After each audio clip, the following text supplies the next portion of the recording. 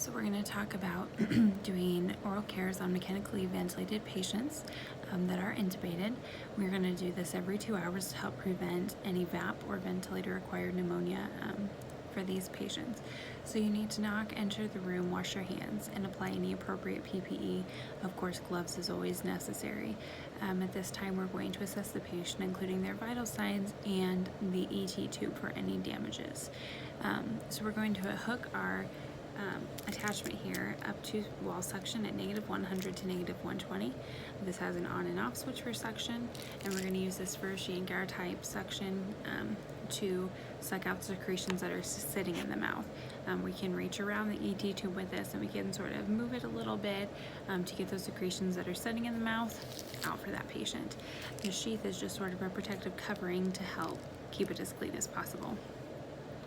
So then we're going to come back in 2 hours and we're going to use the toothbrush attachment.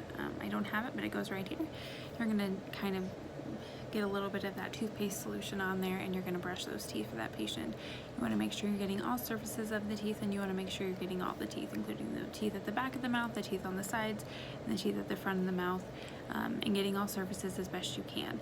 You want to be sure that you're not being too rough as to cause pain for your patient, but also if you're too gentle, you're not actually getting the mouth clean.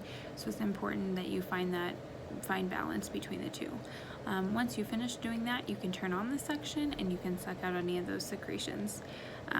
Before you leave the patient's room, you need to use this mouth moisturizer on the cheeks, the tongue, the gums, the roof of the mouth. You want to get all of the internal surfaces of the mouth as well as the lips, because it's really important that you're keeping that patient's mouth moisturized.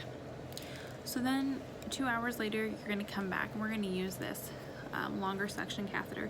This is what's going to help you to get the secretions that are farther back into the patient's throat, where these patients are not able to cough this up. This is going to help us to get those secretions up and out for them.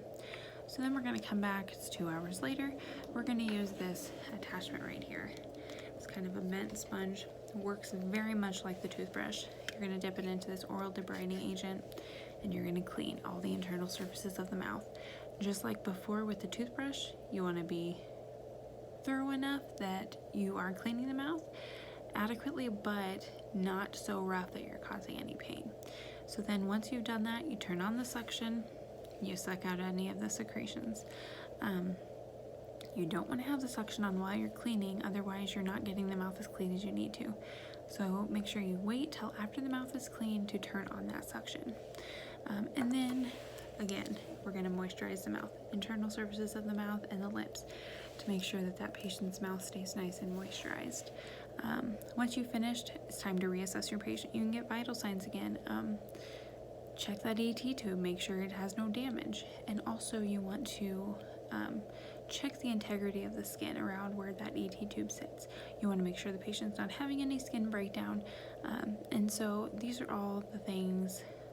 It's the reasons and the whys and the hows on how we do oral cares for these mechanically ventilated patients.